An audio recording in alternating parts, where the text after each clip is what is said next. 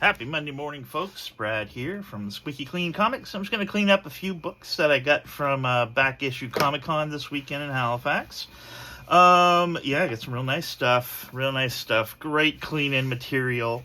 This is Strange Tales 165. Beautiful book. So this one here, going to get a lot of gummy eraser love because it's got such a white cover.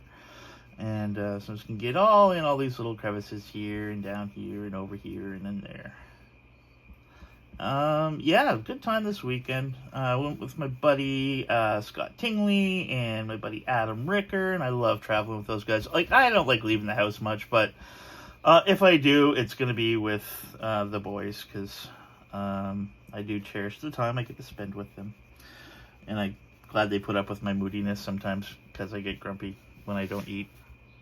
We got some humble pie. I brought home some humble pie from Dartmouth, man. If you haven't had humble pie, you got to try some humble pie.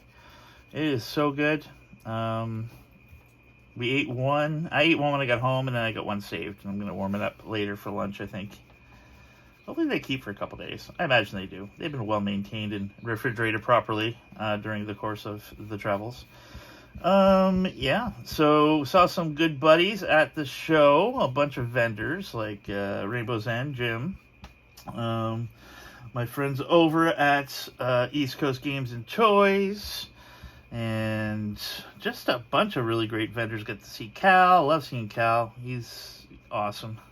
Monster Mike was there. I haven't been to his store in forever. I hear it's still pretty chaotic. He's got a bunch of stuff. He doesn't even know what he has. I'm sure he has no clue what he's got. Could have an Action Comics #1 sitting in the warehouse. Don't know. So many boxes he's never gone through. Just sitting there. Must be nice, Mike. Must be nice. But he's been doing it as long as, I remember when I was young, going to his shop, and then I want to say the 90s. We were there for Halifax pop explosions and stuff. I was collecting comics back then.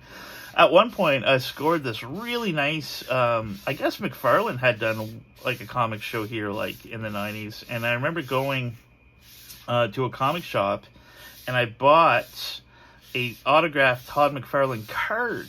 I don't have a McFarlane autograph on anything, I don't think, but I did have this autograph card. Actually, I had two. There was one that was a Morbius card, and it was from Spider-Man 13, whatever that 90s run was.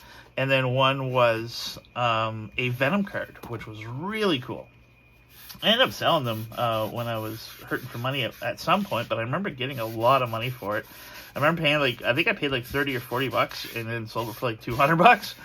So I was okay. And that was, I think, around the time that Madison was born, and she's going to be 21 soon. So, yeah, it was a while ago that I sold it, and I bought it. I believe it was the Halifax Pop Explosion in 95 or 94.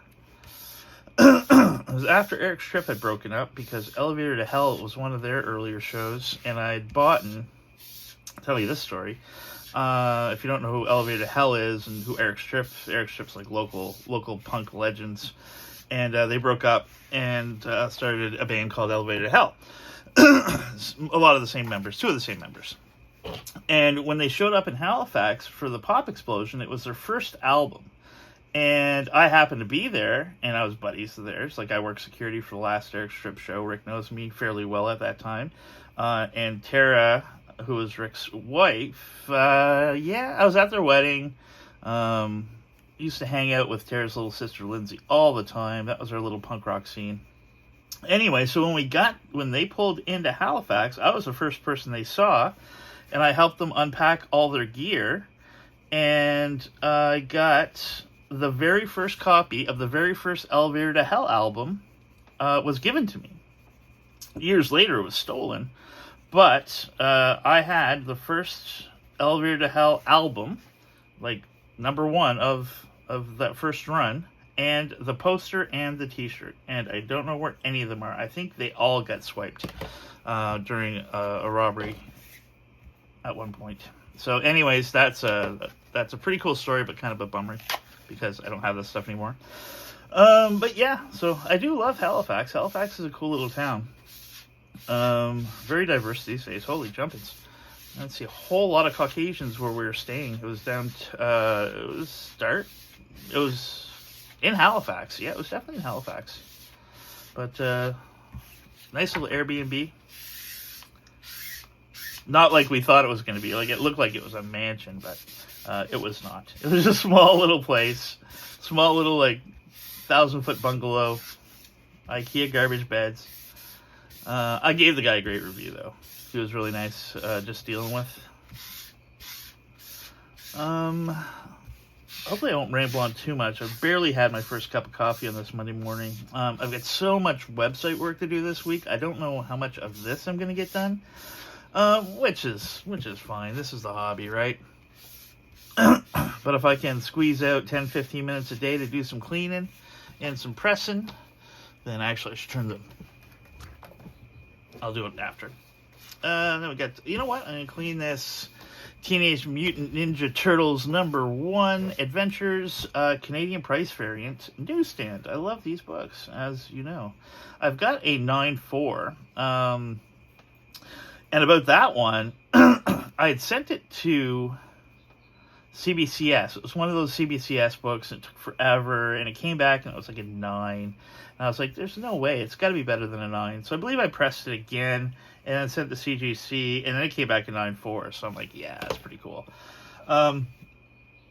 This one has potential. Like, as it sits, it's like an 8 if you look at all the different issues that it has.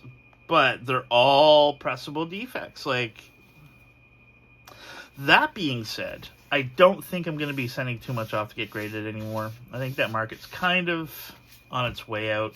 Like, big books, if I score a huge book, maybe. But, like, the Canadian price variants, perhaps. Because I do have some really nice Canadian price variants that are high grade. Like a nice Batman 423 I got off of Tony White. That I think, and I got a really nice Secret Wars 8. That's a Canadian price variant. So, like, the rare Canadian price variants, I might still send those off, but I'm not doing it for people anymore. Those days are over. I might just send in a little bit here and there for myself. Sorry, folks. It's going to be a sporadic thing. It's not going to be a coordinated effort as it's been in the past. It's going to be like, oh, I'm in the mood. I get 10 books. I'm sending them in. I even canceled my my CBC or CGC membership was due, and it was like $200 or something. And I know I'm not going to send that many books, so that 10% discount. And I don't even know if I'm going to send any books the way the tariffs and all that stuff are going. If that's the way it's going to be, imagine getting hit with a 25% tariff on top of our already shitty dollar.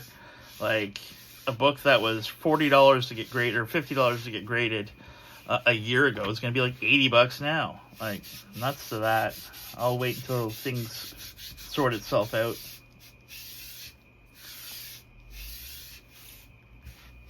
If they ever do. But let's not talk politics on a cleaning video, because that would be silly. But this book is beautiful. This book is coming very clean. I don't know if you guys can tell, but there's a bunch of grime on it.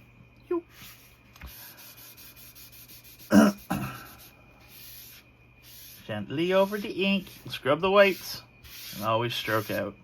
Stroke out.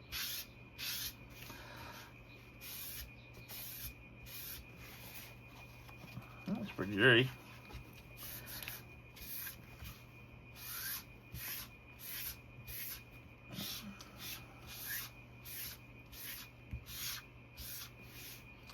Alright, there's that one. I'll squeak out one more real quick here. This Captain Marvel 13. Actually, I want to do... Yeah, that's the one. But yeah, so other than that, I used to be a big baseball fan growing up. I dropped out probably in the 90s when I think it was the year that the Expos were about to win, and then the strike locked it out, and then the Expos folded. And I was like, you know what? I'm done with this sport. I've wasted way too much time in my life playing baseball and sitting on a baseball diamond for so many freaking hours, man.